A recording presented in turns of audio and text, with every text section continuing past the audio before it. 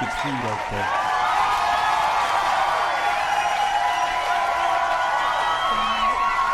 Mic check, 1, 2, 1, 2. Hello, everyone, and welcome to today's edition of Beyond the Noise, where we try to get past the surface rhetoric and talk about real situations, real life things through real experience so we can get real answers. Today's show is a year in review. Now, I want to start by saying how humbled I am with the feedback that I've received over this year, and this is my first go at it, and I've had a lot of people to help me along the way.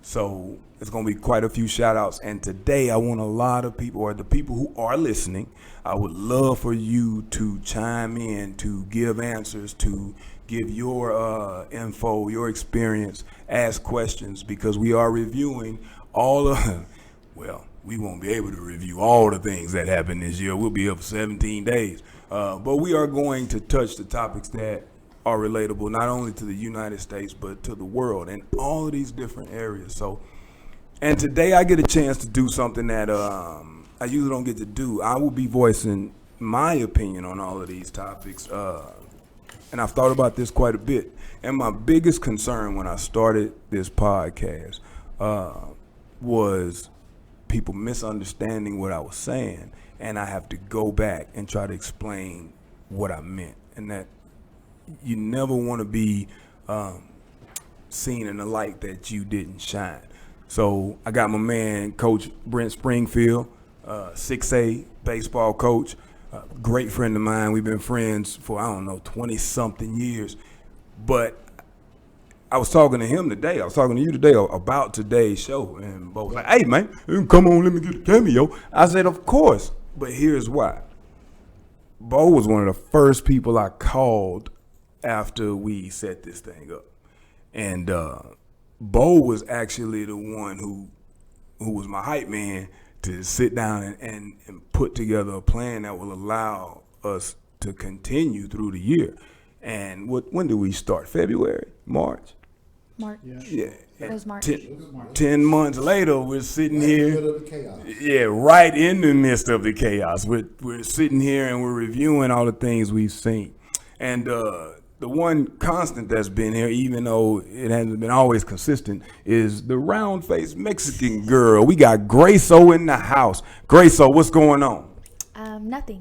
I need you to give me the code that's on your phone. Oh, wow. So I can do what I'm supposed to do. Yeah, well, when people show up in the midst late, you know what I'm saying, it's kind of hard to get rolling on what we're trying to do. But in today's world of technology, you should be good right now, Grace O. Thank you. All right, so we got you boys, everybody on Live and Living Color. And I got with me, like I said earlier, I have Coach Springfield. What's up, Bo? What's going on, homie? Man, so Bo is very, very bright, especially when it comes to topic of history and economics and baseball and talking noise about football. So we are going to have a good time today. So there are topics that we're going to go over. Grace, so can you run down the topics quickly, and then I'll give everybody the rules. Just run them down. Yes. Tell everybody get ready for their comments. I appreciate you putting him first because he's the best. Kobe Bryant. Okay. COVID-19. George Floyd. Racial injustice. USA shutdown. Presidential admin. Protests and riots. Black Lives Matters. BLM or Black Lives Matter and Proud Boys. Systemic racism in America, and the voice of the athletes. Yep, voice of the athletes. Vaccines, the presidential election, Vice President Kamala Harris, Donald Trump, and the 2020 presidential election. All right, so not the presidential election, the presidential administration earlier, and then we're going to end with the election and what we thought about it. So here are the rules. If you have an opinion, it needs to have a basis. Nobody cares what you say unless they understand what you think. But I am asking for your opinion today. So your 2 cents I want to put in my pocket if it's worth spending. So I think we've had some tremendous guests, and we've covered all of these topics over the years. So this is very interactive. We can go back and forth. I want to get to every topic, but if I have to skip a few, because of time, we're definitely going to talk about the election and how that looked to many of us. So what we're going to do is, Gracie, you're going to call out the topic, and we're going to speak about it. We're going to speak out to every topic, but if I have to, Gracie, we're going to talk about it. And when I say talk about it, I mean, what were your thoughts? What are your feelings? What is the conclusion you came to according to what was going on? So, Bo, you're going to go first. We're going to take this thing, man, I don't know what's going on. Bo, you're going to go first, and we're going to keep going in this direction, and anybody listening can chime right in. So, I got a lot of food. yeah, me too. Give us 1 second. But this is how the year in review when it's supposed to go. It's supposed to go like the year went. You know? I mean, Always wouldn't have it something. any other way. It's always something. You know what I'm saying? Wouldn't have it any other way. We solid right now? All right. All right, cool. So, Grace, we're going to start with the beginning. Here we go. Let's start with COVID-19. Nope, we're going to start with Kobe Bryant. What? You Start said right pick at the one. top. I You said, said no, pick right one. at the top. Did Run you it not say down. pick one? All right, I'm telling you now. Start at the top, run it down. Get it, Grace. All right. Kobe Bryant, then. We'll start with Kobe Bryant. Go, Bo. Man, how do you? Yeah, it was hard. You know, I mean, and so it's because you think about the time, and and we'll get into all that stuff and everything, but. He was very impactful. He's very impactful because we watched him grow up. And when you watch someone grow up in front of your eyes, and you don't know them, and they still have an impact the way they do. I mean that's somebody that left their mark, and he left his mark a lot of ways. I mean, it wasn't just on the court. I'm not a Kobe Bryant fan. Oh my gosh, you just say that in front of the wrong person. Yes. He's not serious, is he? I appreciate what Kobe Bryant did on the court, and everything, and all that. But and I appreciate more what he did as a man, and so if you don't know it, just look and read up on some of the stuff that he did off the court, and everything like that. But yeah, it was a very, very hard thing to watch, and a very hard thing to notice, because watching the video and seeing it actually happen, I mean, that's chilling, and to have that guy to leave in a time where chaos was ensued. As very I mean, we were in a peak, calamity. At the time, and that just didn't help the case. Kobe Bryant for me, I don't have a lot of favorites, and people who know me, they know I got TCU is my favorite, the Frogs are my favorite, Brian Dawkins and Champ Bailey are my favorites, and of course my roommate LT. Now, like you said, we grew up with Kobe Bryant, so when I first saw what happened, I didn't actually want to believe it, because he was a kid and we were like kids, and to see his maturation and then watch him get married and grow up and have kids, and in a world where you can see everything about everybody, it gets interesting. So what I realize, and I think about things a little differently a lot, and people think I'm kind of weird, but what Kobe Bryant did, that tragedy made me extremely sad for a couple of reasons. But the number one reason, and I had some friends that we discussed this, was his death forced me to face my mortality. When you're talking about a 40-year-old man at the peak of everything in his life, winning this, he's got kids. I was 40 when he died. I just turned 41, and I'm watching this on TV, and I'm like, man, this dude is the same age as me. This dude has the same age friends and family as me, and he's no longer with us. And I had to face the fact that I'm not going to be here forever. And that right there, the reality of seeing somebody who you've watched consistently and cheered for and cheered against and watched on commercials and listened to interviews and repeated things he said, to be gone, and then you be a part of all of the gone, all of the reporting, all of the entire funeral. It forced me to face my mortality and say, hey, what am I actually doing here? Like, 'cause I can live in the past of accolades of sports, or I can try to pass down things that I've learned. And maybe I can write that book. Maybe I can give the information. Maybe I can step out of my comfort zone and do something specifically difficult before I leave this place to leave my stamp on it. But that's what I was thinking about in the Kobe Bryant situation. R.I.P. to Kobe and his beautiful daughter. And it was a sad situation that made me face the reality of life. No doubt. Grace O? Oh man, that's not fair. No tears. Everybody knows how I feel about Kobe. It's not a secret. At first, I didn't want to believe it either. I waited until I got a source other than TMZ to actually start crying. And I had a friend in particular that allowed me to be sad about what is my favorite famous person. So I'm sorry I'm crying. And it made me appreciate not losing my 24.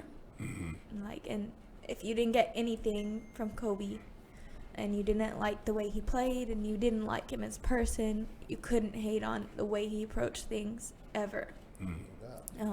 He was great at whatever he wanted to do because he had intent, and the Mamba mentality wasn't something that he thought would make him cool. It was the way he did stuff. It was his process, his approach to being great. That's how you become a 2-jersey retired basketball player and win an Emmy a year after. Like that's what it means to change things. And some people don't know he got inducted into a museum as one of the as a famous African American figure, and that's who he was. He left a legacy and a forever hole in my heart. So I'll always be sad about that, but I promise not to waste my 24s. Right on. That's awesome. Yeah. Well, let's go to the next one. COVID-19 is next, even though you told me to pick one. COVID-19. What you got, Bo? Hey, man. Well, as an educator, COVID-19 impacted us tremendously. And so, it could, and it impacted the world tremendously. And not just but in education, it completely shut us down.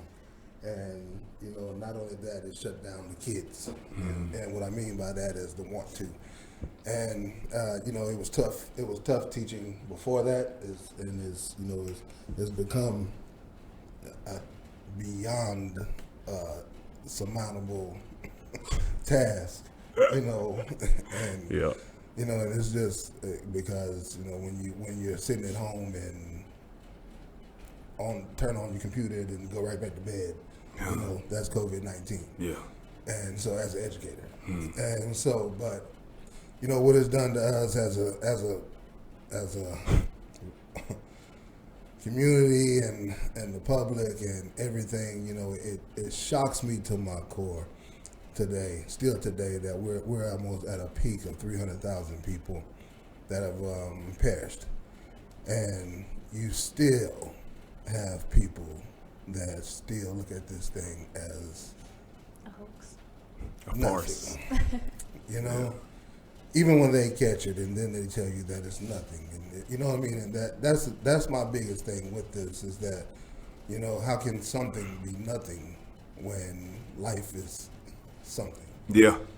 Golly. And so, Dr. Seuss. But and that's the thing is. Yeah. And when you come out and you put it out there and you want to treat this as it's just the next I don't know, common code and everything or whatever, and and that's it's so frustrating, man, because I haven't had it, but I know people that, and I know a lot of people, and I had family members that had it and passed from it, and so and for that to be out there right now and still you know, and you still talk to people about it, and you try to make them feel, hey, that ain't okay. To, you know, that's very, you know, that's insensitive at the least. You know, I mean, and they still don't get it. Yeah. You know, that's COVID-19. And so that leads up to 2020. Yeah, that and puts it in a nutshell, because it's just, you know, I mean, this was a year of people not getting it. And so, not getting it. no doubt. For me, I want to try to articulate this the right way. It gave me a chance to believe in logic. It gave me a chance to understand that a lot of people think that if people don't believe what they believe the opposite of what they believe. It also showed me that we as people have the ability to ignore what's actually going on in our face. Now, these aren't opinions. I haven't given my opinion yet, but I will say I learned a lot of lessons. I learned that people don't mean what they say because they may not know what they say, the meaning of what they say. So we love to say football taught us a lot of lessons. So COVID-19 taught me that a lot of people don't understand the lessons football teach you. Have a plan. Have a plan. If you don't have a plan, there's no plan to execute, and you're running on hope. So if it's real, if it's fake, if people are dying, if they're not, if you don't have a plan, there's nothing you can do. The second part is the manipulation of numbers is to make other people feel better. Yeah. So I would read articles, I would read things, or when people got upset and they wanted to put posts up talking about this many people died from this, and this many people died from this, and only this many people died from this, so why shut down the world? Well, here's what I learned. How many people go into anything unprepared? How many people, like if you got a game on Saturday, you practicing, you game planning Sunday, you practicing Monday, Tuesday, you go out there, you walk through, you are preparing yourself for the battle. You don't act like the opponent ain't out there. And it's hard to win without a plan. It's hard to compete without a plan. It's even hard to line up without a plan. And when the people who have the plan aren't able to operate, or when we can talk towards a person's feelings and get them to omit the things that we actually know. For example, I did not realize how many grown-ups didn't understand what the word quarantine actually meant. I did not understand that many of us, we would suppress science that we've used for the flu. Somebody gets sick, put them in a room, you put them in there with chicken noodle soup, and you just close the door. You don't put them in the room for them, you put them in the room for everybody else in the house. And we forgot those simple things because of the way we felt and the things we did not know. So if there is an unknown, the thing that makes us feel the best is the thing we cling to. If you like fear, you cling to fear. If you like ignoring things or ignorance, you cling to that. If you like information, you cling to that. So I learned that all of those things are okay until we try to make people believe our opinion. And then we forcefully act on the misinformation that we have. So, and let me just touch on something you said about the plan aspect of it, or a plan, and well, just that in itself, you know what I mean? Because when just like you want to say with the athletic part of it, you go into a game with a plan, but you're going into the game with a game plan to play against one team. Exactly. Okay, you're out here competing against three. Yeah. I mean, COVID, social justice, and ignorance. Yeah. And willful ignorance. I mean, that's what I'm saying. And so when you, just like something I read today, it just someone said that I'm clear COVID-19. I have antibodies. I should have a label on me saying that I shouldn't have to wear a mask. I was going in with that part. Yeah. So ignorance. Yeah, but I mean, that's my thing. Is it ain't about you. That's where I was going. It wasn't even about ignorance. and It was about selfishness. And I think we trade, I really believe we omit ourselves when we go we. Like when I say we, I mean we collectively. But most people, when we say we, the other person, I don't do that. But I've learned that collectively that we misunderstand inconvenience for injustice. You know, like I don't wear a mask because I want to. I don't wear a mask because I believe in the government. I don't wear a mask because I do it because I have a grandmother and I have a niece with asthma and I have people in my family with high blood pressure and I know friends of mine have passed away and like I do it out of courtesy for the people around me. Period. That's why I do it. So if anybody has anything to say about why I do that, it's simply because out of courtesy. It's not because I like it, and it's not because I'm trying to make a point, and I'm not going to go in there yelling, cussing, and screaming at people whose job is to ask us to do it. And if you walk in the performance experience, I'm going to ask you to walk out and put your mask on, not because I'm being forceful, not because I'm against or for anything. It's out of courtesy for the people. So what I've learned in COVID-19 is looking out for self is good if you know what to look for. Yeah. And many of us would rather be told not to look because it feels better. It's scary to make an adjustment. So we got past them two topics, Grace. So anybody got anything to say? Not that I've seen yet. I don't know. I hope not that your dad did not say right on to Bo not liking Kobe. I would be very sad. What's going on, senior? I love that. Oh, we do have a few more comments. They started coming in right now. Okay. And Miss Linda Moore said, "Can you tell who didn't plan and too many want to remain ignorant easier?" She wants me to tell. She said, "You can tell. You can tell who didn't plan." Mm-hmm. Yeah, you can. And then Reggie Harrell said, "What up, G Bo? Hey, Pinwheel and Shadow. I don't know what that means, but protect others, be mindful for their parents, elderly, just wear the mask for others." There it is. Grace, so what you got about COVID-19?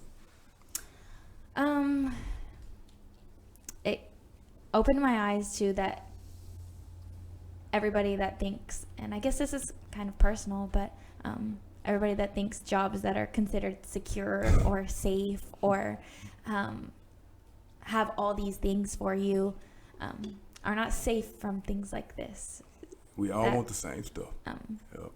That it can happen to anybody. Mm-hmm. And people can sometimes, I guess, it kind of always strikes a nerve when people are like, what do you want to do after this? Well, why can't I do this? What do you mean? What does that mean? Or what do you want to do as a career? Right. So it was kind of eye-opening to see that all the choices that are considered safe or secure are just as liable to be able to be hit by something, even though it's not the same thing. Right on. So it kind of, I guess, shows the vulnerability that everybody has. And then that nobody's really safe. I mean, it didn't really care what you look like, how you look, or how old you are. Mm-hmm. Everybody has either been affected by it in some way or another, whether you've been sick or not. Mm-hmm. Right on. Right on. What we got next? Huh? George Floyd. Well, yeah. You want me to go first? Oh, I mean, yeah, you can go ahead. That was the day I witnessed the murder. That was the day the world actually witnessed the murder.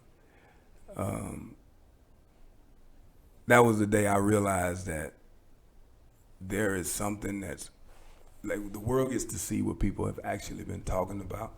And it also opened my eyes to the fact that our generation, and I've been saying this for a minute, and it has been shown that the people my age, you know, born in the early 80s and mid to late 70s, we missed the blunt force trauma of the fight that we see today. We didn't have segregation. We didn't have slavery. We didn't have blatant, forceful groups attacking you just because you were black or just because you were gay or just because you were something that didn't wasn't shown on TV as what you're supposed to be. We didn't have that. So to see that, and your friends are watching that, and you know it was devastating to everybody, and everybody that was anybody understood that that was wrong. But where the misunderstanding came was in the judgment of the person who was wronged. George Floyd, to me, was never made a hero. George Floyd was forced into a situation I'm confident he didn't want to be in. He didn't want to be the spokesperson for racial injustice in 2020. When we witnessed the uniform take another man's life, it helped me understand that sometimes people forget that the idealisms you live by, you can't code them by the wrongdoing of the ideal. If they're there to protect and serve, and we're watching lack of protection and service, even going deeper, we're watching a murder, we can't discount the fact that who are we to judge what the one who is murdered did to deserve that. That was the biggest pain I felt this year. And here's why. I don't know George Floyd from Adam. I don't know what he did. I don't know what kind of person he was. I do care what kind of person he was, but I don't know. So therefore, the way I judge morality is simple. If somebody's doing something to a person and it's wrong for everybody they're doing it to. It's wrong for what color, what size, what their belief. If I'm walking down the street and I see a man with his knee on his neck and he's in uniform, that is wrong, and he should be held accountable. And I think the uproar and the uprising and the change comes from the fact that everybody could see, whether we wanted to appreciate it, understand it, or even agree or disagree with it, that there is a huge change in what is and what should be. And when we talk about injustice, that comes from lack of consequence. And people who agree with wrong say what should be, and people who understand what is talk about what is. And I learned that if we don't discount other people's experiences, then we can come to common ground. And this dumbass fight that some of us have over, well, what if this? Well, he did this. We can get past that and start seeing each other as human beings and have real conversation about right or wrong, not ideal conversation about what your parents or your pastor or your friend has led you to believe without fact or merit. And that's how I feel about it. And I'd love to hear how other people feel about it, or if they agree or disagree with me. Both. Well, 8 minutes and 46 seconds. That's a lifetime. Yeah, we as humans cannot hold our breath for longer than 2 minutes and 45 seconds if you even tried or something. It's, that's average. Okay?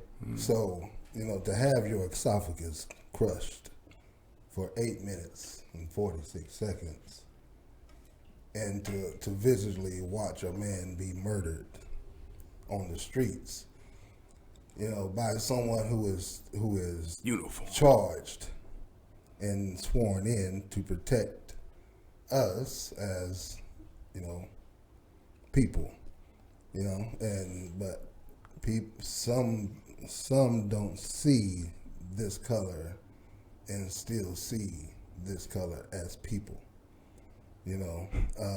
What do you mean by that? It took a long time for us to be recognized as a person.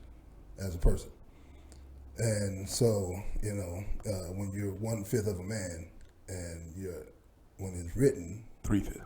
I got you. Yeah. Yeah, what I mean? And so that the pretext is still instilled in some of these people. From grandpas, great grandpas, all that stuff is ingrained at home. Rooted. It's deep and rooted, and there's nothing you can do about that. So when you're dealing with things like that, man, and you're put into a situation to see Ahmaud Arbery, it's only, you saw murder. It's Philando Castile, you saw murder. It's and you're just constantly seeing it. And I go back to the other thing, and I piggyback off something you say. It's just, you know, when people that look differently than people, and I say white people, and you know, you are the majority, and you have the power to change things. And so, you know, when things are brought to your attention and everything is looked at, why are you bitching? You know, instead of looking at the big picture and saying, hey, something is actually really going on out here. You know, and saying, this man was a robber, this man did this man did that. Okay, well, at that day, that man did nothing to deserve 8 minutes and 46 seconds of torture. Very so. That day.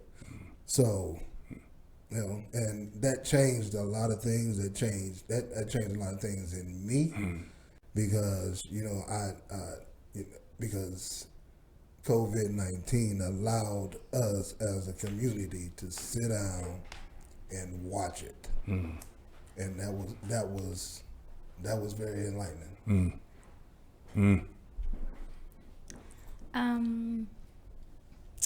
For me, it was, and I hate to sound like this, I never really am one to put things online that the way I feel about them, other than, like, you know, things I like Kobe Bryant, the Lakers, but I don't dabble in picking political sides or going with or against the grain on the things that are big topics on Facebook that people like just keep going for. But I knew that at this point, I felt like if I didn't say where I stood, or at least voiced my thoughts on what's been happening, because I wasn't blind to it, and if people ask me, I'm going to tell them what I think.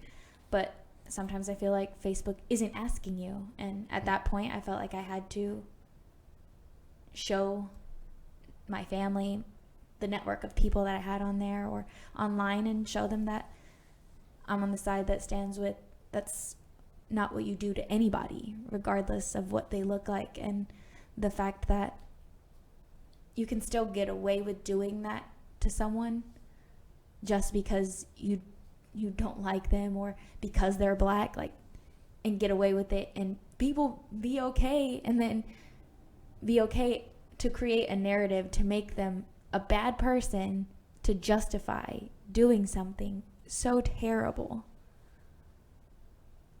So you find a way to make it okay that he killed him. And that just makes you as much of a terrible person as the person that did it. Because that literally makes you part of the problem. Unless you do it in the name of God.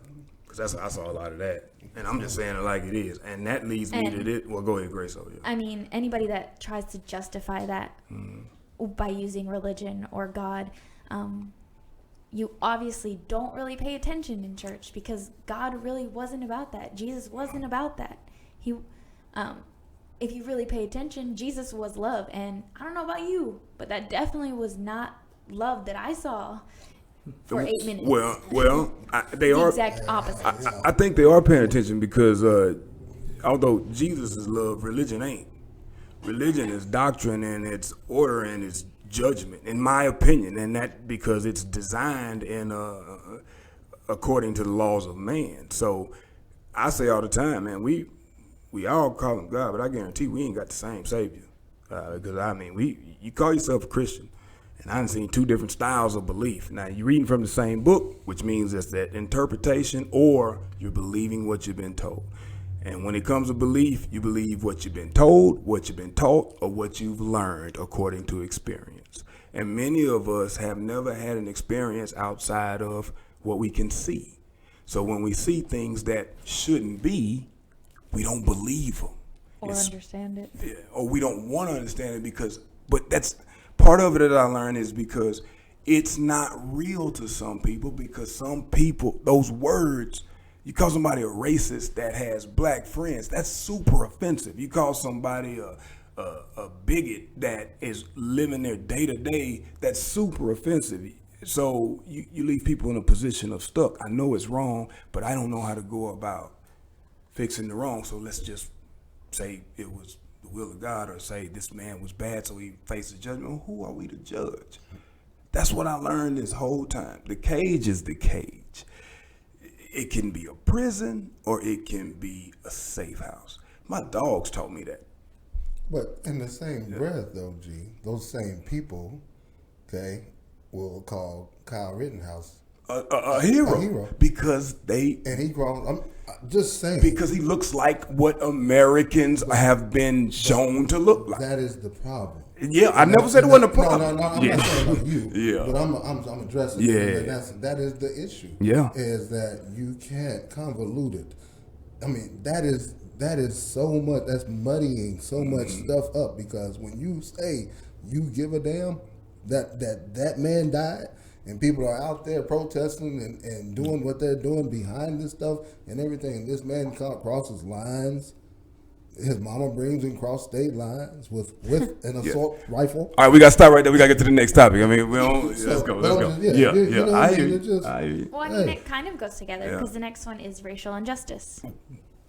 Here's the thing about racial injustice. You don't have to be a racist to know this stuff is going on, and you don't have to be for it, against it if you speak in truth. But many people don't.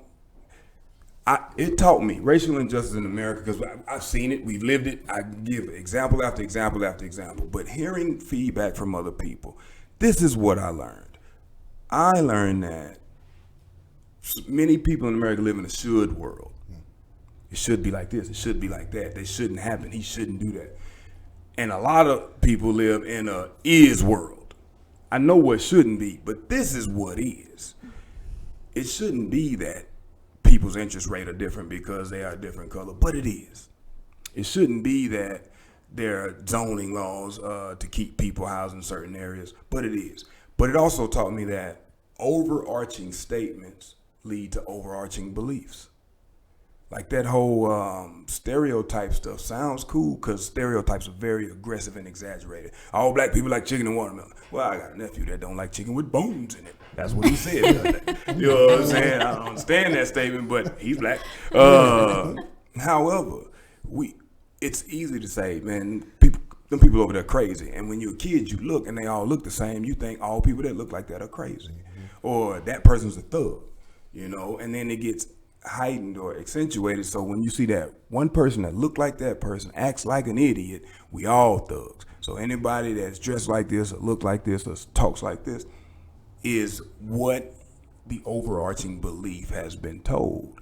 So many of us spend time trying to debunk those beliefs through respect and attitude and whatever. And then some of us just get offended and go at those beliefs. But what I've learned is, if we just take the time to believe some realness and not be told what to believe, then we can come to some common ground. Yeah. What you got?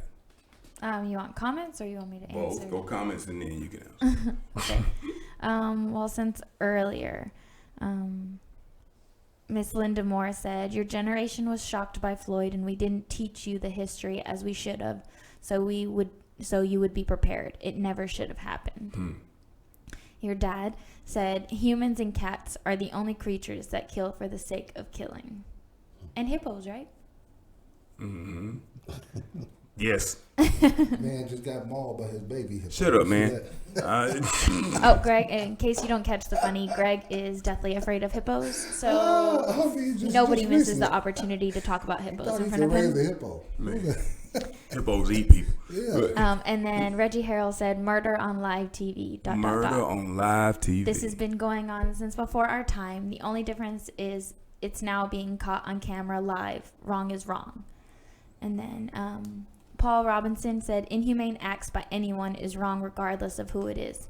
In this case, that evil man, which happened to have the complexion for the collection for the protection, it's another story. Sorry, stuff keeps popping up. I want to say this so we can get to the next topic. And this is for everybody. Like, I don't think we want to discuss the right or wrong, because that's too easy, because we know it's wrong. It's the realization of it happening. Like, we all know it's wrong to get stopped and get killed for nothing, But when people act as if that is not why it occurred, that's the problem, because there is no consequence for the action. There's actually praise for the action, which offends millions, which leads to the next topic. Okay. Well, you still have a lot of comments coming in. All right, go to the next one because we're going to run out of time. Okay. USA shutdown. Yeah. I learned that you have privileged and you have unprivileged. And I learned that Shelley Luther. I learned that it's very important to understand that you can get things based on how you treat people. And you get to find out who cares about people and who is only interested in themselves. So I'm going to give some examples without names.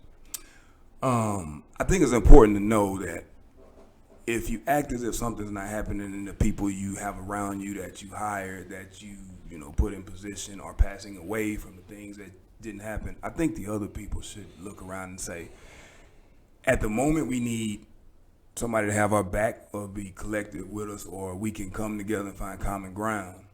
That's the moment that we find out many people have this attitude. It's the I won or we won, you lost attitude. It's good for everybody, but it's only bad for you guys because my experience doesn't match your experience, so you're lying or that's not real. Or the one I like the most, I respect your opinion. I've learned that I respect your opinion is another way to say shut up, because there are many times facts trump opinion, but if you don't know the facts, it's easy to dismiss the statement by calling it an opinion. And when you call it an opinion, that means it's only real to you. So we keep moving and then praying about things. We watched the world falling apart. We saw buildings being burned. We saw tear gas being shot. We saw these things.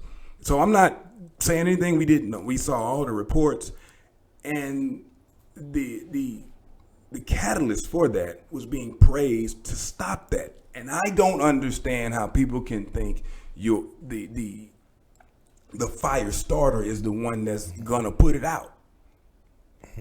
And when we fan flames against things that aren't real, but we see things that are real and don't call it logic, it creates a disconnect. We love to say that the world is so divided. I think that it's not division, it's picking sides. And you find out who believes in what, and people who want common ground or don't.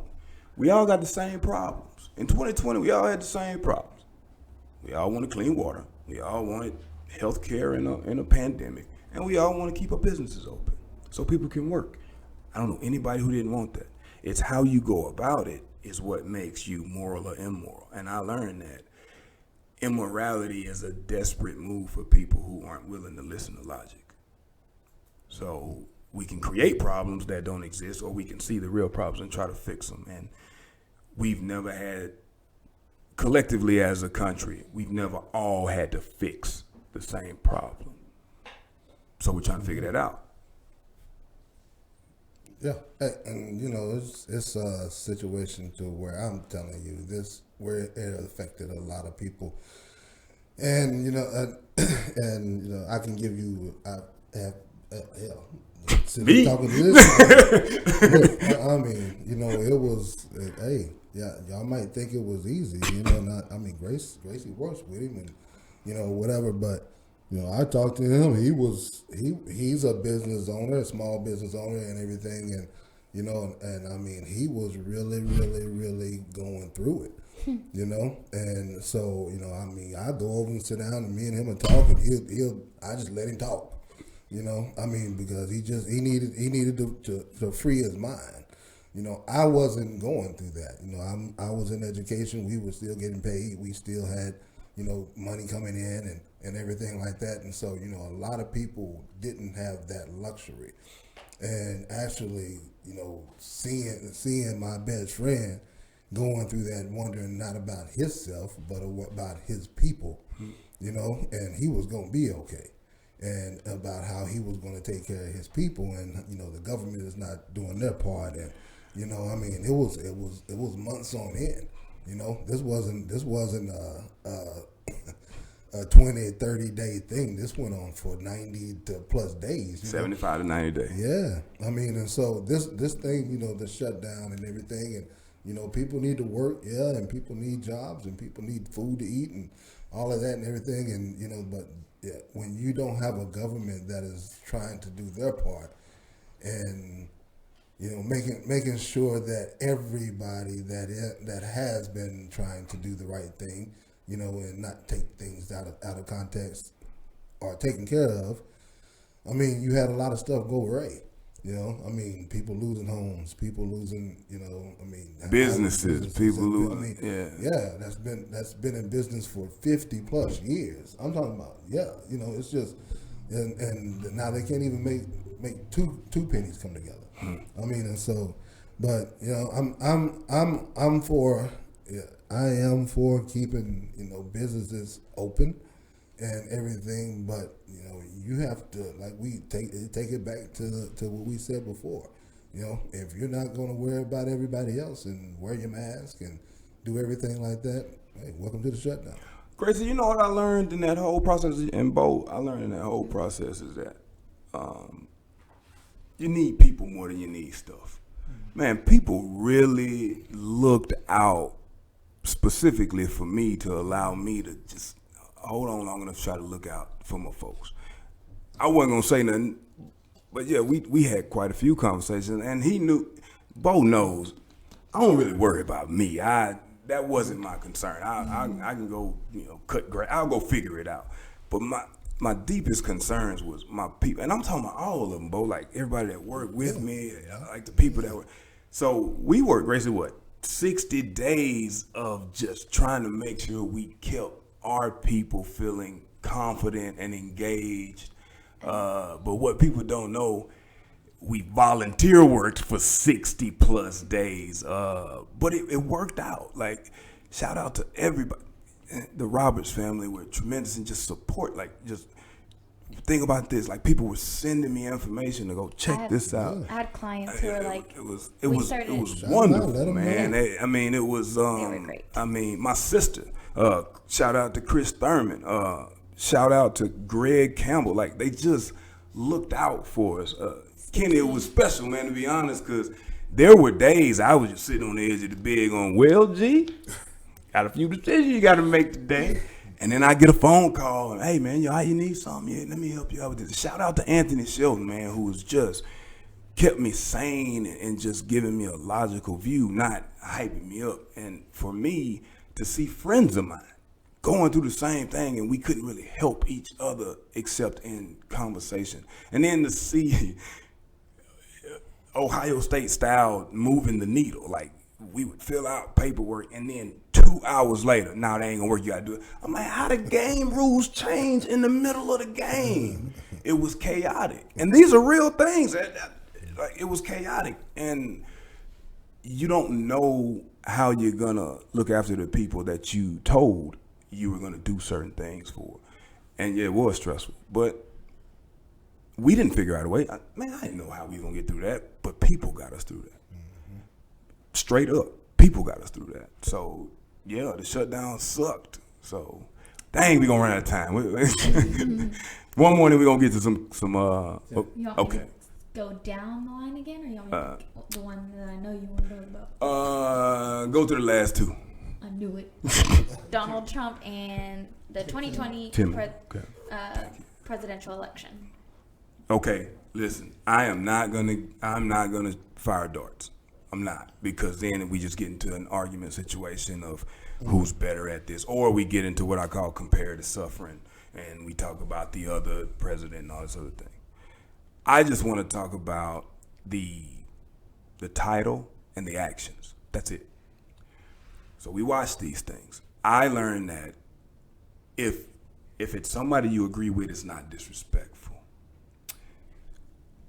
And a lot of people say, if they agree with, well, people might not like the way he says things, but he speaks his mind. Let me tell you about speaking your mind. You get slapped in your mouth for some certain things, because disrespect is disrespect. But to be blatantly and aggressively disrespectful in that space as leader of the free world, changes, in my opinion, my thoughts about authority and how people view it. I watched Barack Obama carry himself in a way that literally I was taught is respectful with integrity. Now, we can talk about policies. We can talk about government, this, that, and the other, and conspiracies. I'm not talking about that. I'm talking about the human being with the title. He treated people like people. He put umbrellas over people's head. He shook hands. He had conversations. He didn't shun people. It was one of those things that's not a sign of weakness. That's kindness in authority. I asked a question earlier in the year that was simply, what are things we think makes a leader? And everybody gave me what should be a leader. But the only thing that makes you a leader is the title. Because people follow the title. People respect the title. They respect the badge. I think sometimes we get skewed that we have to respect the person in it. Or if that person sounds like what you're used to hearing, then they're right. And I learned in America, you're only right if you sound like me. We think it is or it ain't. Or we think it should be, so that's how it is. When the truth of the matter is, common ground is not based in absolutes. Absolutes are for dummies and babies. Common ground is based in majority of necessity in that space. That's what it is. Everybody won't be happy because they don't always get what they want, but everybody can collectively understand how to get what they need. And when we omit people and we go towards things are more important than the people. So when we call people's countries shitholes, or when we talk about, those aren't very good people there, and we understand it, or we blatantly blanket statements of cheaters and this, that, and the other, it creates a narrative that is easy to believe because it's hard to research. And it's not fair to any of the parties involved. So I think if we stop screaming and start listening, at minimum, we can omit the aggressive behavior. What you got? I will refrain from firing darts, but I will say this. The president that we have, not the president-elect, but the president that we currently still have, had he been an employee anywhere else, I mean, with today's online things, and take away knowing who he is, if any employer heard him saying some of the things that he says, I strongly doubt they would hire him. So when people talk about him speaking his mind, can you say the same thing for parents if they were to hear me say something like that? I'm pretty sure they wouldn't want me working with their kids. Yep. So when you try to justify it because he holds the name of president, or because he sounds like he feeds the platform or the morals that you base your vote on, you should probably think twice before you talk about he's the choice that Christians or godly people would like for to be put in that place, rather than the devils that are on the Democratic side. But that's just what I see, because it's not about what party they're in. It's about what are they going to do. And as a person, I could not get myself to vote for him. Well, 75 million people still think he's the bee's knees. Oh, so we got a lot of work to do. Just like that. Thank God, January 20th, he will be gone. Yeah. So if that's a dart, so be it. Yeah. It was the worst thing that I've seen over the last 4 years. And that's the thing about it is, he is someone that has manipulated a lot of people into believing that fondling women. Calm yourself. And making it, I guess we were in a locker room, and but hey, when you get caught red-handed doing things and everything like that, and then you try to put it off on other things as banter, that's not okay. Yeah. And but a lot of people still bought into it, and so the thing about it is he has a cult. I won't call it a following. He has a cult, and Which it's is much stronger than the following. Yeah, it's no. That belief system you can't break. You can't break away from a cult. So, it's only one way out of it. And so, and that's the thing about him is, he had a way of his of doing it, and I still have a lot of friends that say he's, hey, he may like we off both said, he may say a lot of bad things or whatever, but I love his policies. Okay, all right, but he's inciting racism.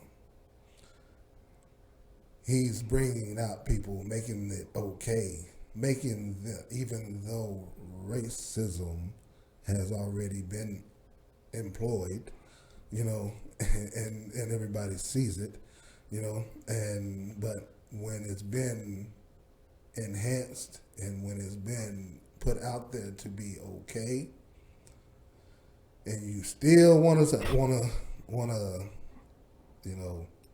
take this for what it's worth, cover his ass, that doesn't show anything but your true colors, and I said it once before, in anybody that has to tell you that I'm not racist like he does, that is a red flag to a racist.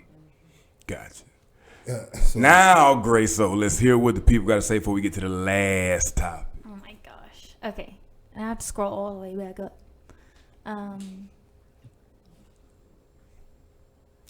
Let's see where I was at. Okay, let's start with Paul again. He said, anyone who tries to be an apologist for the reasoning behind it, and I believe this was about George Floyd, for his assassination is a disgrace and needs to die as well. Dang, that was brutal. Tough, but you feel the way you feel. Your opinion is yours, and, that's what it is. Yep. And Chad McCarty said people should understand the difference between racism and prejudice. But they use don't. the word racist too freely, in my opinion. Yep. Miss Linda Moore said, because we never get to know the folks outside of our little community. I got to say this. I don't think it's because we don't get to know them. I think it's because there's already been a picture painted of them. So we start with fear, or we start with anger, or we start with but if they were just a rando walking down the street, you wave and keep it moving. Carrie said, hippos? Tell Carrie to stop. Let's keep going. I am deathly afraid of hippos. Just look at the video on YouTube when that dude got attacked by the hippo on the boat. Continue. Okay. And then Chad McCarty said, we have been dehumanized as blacks in this country. It's inception. That's a hard one to fix. And then Greg Wall Sr. said, disaster creates unity. And then we have Paul, I have about 4 left. Paul Robinson said, the government are a bunch of thugs and pimps and will never change, so I'll keep on doing my part of recreating myself to stay productive. I disagree that it will never change, and I'll say that in the closing. But if you talking about they've done what they wanted for quite a few years, and that's the truth. So the Constitution was written how long ago? When black people weren't people. Yeah. That's what people, we weren't people when the Constitution was written. That's what I'm saying. So here we go. Miss Linda Moore says it takes competence to be respectful. Fear of failing makes you put others down. Yep. And then lastly, Greg Wall Sr. said, the president is a public servant, not a public master. Donald Trump has been sheltered all his life. He doesn't know what freedom is. Wow. Okay, old top. We had him on the show last week. Shout out to Greg Walls Sr. You know, it must be something in that big round here. No doubt about it. Love you, Pop. Shout out to you, man. All right, Grace. So, what's the last topic? Well, we did the last two. No. Right about, yes. I want to talk about the presidential election. That's the one. No, we just talked well, about. I said them both, but the presidential election. Talk about it. What did you see?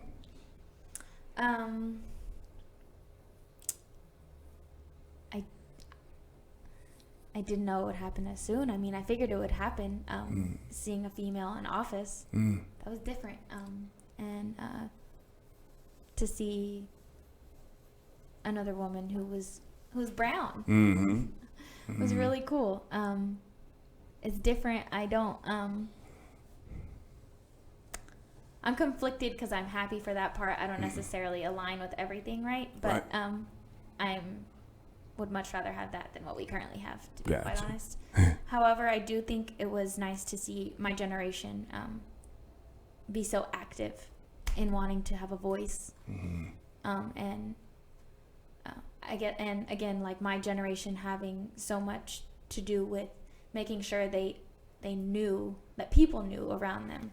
Talk about your girl for a second. That she was in the mix. I have a pretty tight-knit group of friends, probably about 6 of us, and one of them came on the show actually, and she was at a few of the riots and stuff here in Dallas. She was at the protest, not the riots. Well, what turned into riots. Yeah, well, it was for some of them, sorry. Words matter. But she was here and witnessed some of what went awry with something that shouldn't have gone that way. It was simple. She was out there being a voice for the people that don't have a voice. What's her like name? George Floyd, Destiny Britton. There you go. Shout her out. Shout out Destiny. Destiny. You know what I'm saying? We know. Destiny Britton. So, and then I had quite a few of my other friends be out there and actually be active in the protests and make sure people knew and shared their aspect of it, and had no problem with eliminating people who didn't necessarily go with that. But it was nice that we started paving a way to make sure that the kids behind us know, like, hey, like, you have a say in this. Bo, what you see? Well, you know, I seen that what was supposed to happen is actually happened. You know, democracy showed its face. You know, and so I will say the vote, because I've voted for a long time now, and you get into the funk also sometimes of saying my vote doesn't matter, you know, and when the last election happened and you still see a populace that, you know, outweighs the minimalist and he wins, you know, still, and that brings you back to that funk of saying, you know, my vote doesn't matter. But, you know, I mean, so this one actually showed that, you know, your vote matters, people, because it ain't the vote that you vote for the presidency. It's the vote that you vote for the people that put the president in that seat. And so when you learn how to vote, and that's what I think right now, is that people have actually educated themselves better.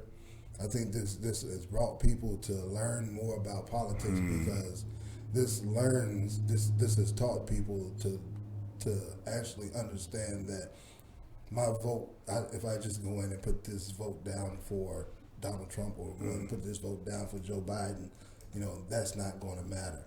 You know, what senator am I going to put in this office? You know, who's going to make this electoral college vote for my president? You know, and so that's the thing about it is, and I think a lot of people that I've talked to has actually come to understand what that is, that had no clue, and would not know that that's what their vote actually meant. You know, because when you go in and vote straight ticket, that's what you get. Yep. You know, and so, you know, just because they're a Republican, just because they're whatever, and they have different values, doesn't mean that they're going to vote for Donald Trump. So, or whoever it is, you know. So, education, I got a lot about, that's what I've seen a lot of people learn from this, learning what voting is, and not just going in and pressing a button. I think it was the most vocal election too, though. Like, that was the most you've ever seen athletes speak up and have a voice. No and, doubt. There's no doubt. I mean, there's always going to be people who think that they should shut up and dribble.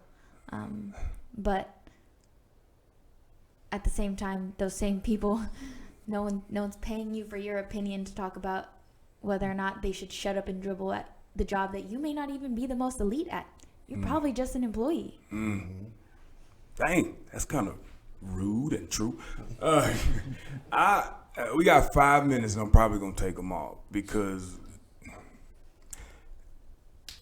what I witnessed was literal explanation of democracy in action. So before we start talking about cheating, I'm not talking about that. I'm talking about what I saw. I had the chance to witness people explain how the voting system worked, where the stuff was going, who voted for what in what area. Practice that. I got a chance to actually see women of color, LGBT community, whites, blacks, Indians on reservations. One of the real reasons the numbers were so high, I'm not talking about cheating or not cheating, or one of the real reasons the number was so high is because people went out and explained to people their vote matters and why it matters. And you had more of the Native American population to vote in this election than ever before because they had a voting outlet. Is it the best one? I don't know. Is it the most accurate one? It is for now. But these are things that you can't combat. That you can pull up the information. I can look and see who voted or what the people believe in my area and why they find what is important. And they explained it and they talked about different areas and why it would take so long. Now, logic told me, why is it taking so long? Well, let me stick 75,000 pieces of paper on your desk and you just start counting and tell me how long it takes you. Even if I drop them in a little thing, you just watch them get counted and tell me how long it takes you. We saw more women, more young people go out and vote early or send in a vote because they couldn't drive 2, 3, 4 miles. Grandmothers. I heard a story about a lady who had voted. She was 76 years old. She voted for the first time in her life because that was the first time she ever felt her vote mattered, and said she cried all the way to the ballot box. Aww. Because people helped her understand that this is how the Electoral College works, and this is how the popular vote works. So the numbers were astronomical, not because Joe Biden is the greatest candidate ever, not because Donald Trump is the greatest president ever, but because the world had a chance to see what was going on, and it was explained to us in detail how the system works. And the people who we leaned closest to, if you pay attention, voted exactly like they were asked by the ones they supported. Yep. Those facts cannot be denied. Now, we can dive into the numbers if we get upset and talk about who cheated what and what was done and all this uproar, but to me, that was all the noise that we used to listen to keep people sitting at home not voting, going, man, he won again, or man, how did he get elected? Because we didn't understand. But when you give somebody something for the first time with understanding, we sprint to it. That's what I learned, because I learned in this country, commonality, the common ground for each one of us is real simple. We all want health care in a pandemic. We all want clean water. We all want to support and take care of our families and the people who trusted us that we employed. I don't know anybody in America who does not want that, except for people who only want things for them. And to see democracy in action and to be 40 years old and have an understanding of what my vote did and how it counted and that they actually counted it. And if we dismiss that for one moment, tear your ballot up and throw it in the trash. Your opinion no longer matters. Your thought processes are unfair to everybody you deal with, and we have to understand that what we say and what we think and what we believe is setting the stage for the people behind us. Because now I can say with full confidence to my nieces, baby girl, you can be anything you want to be. If you treat the people like people and they follow you in a direction, you can be the vice president of the United States of America. And I can say it and I can mean it. You don't have to be a basketball player. You don't have to sing. You don't have to go get a job that you don't like. You don't have to hope to be a nurse or a fireman or a cop, the jobs you see on TV. You can actually be a superhero. You can actually make a difference because the people are what's most important. I think we started breaking ground on that.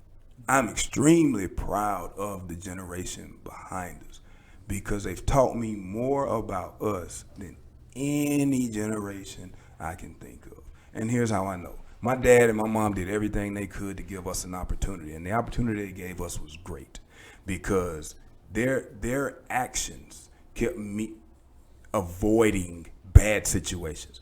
The things they went through, we didn't have to go. We didn't have to go through segregation because they went through it and they fought that fight.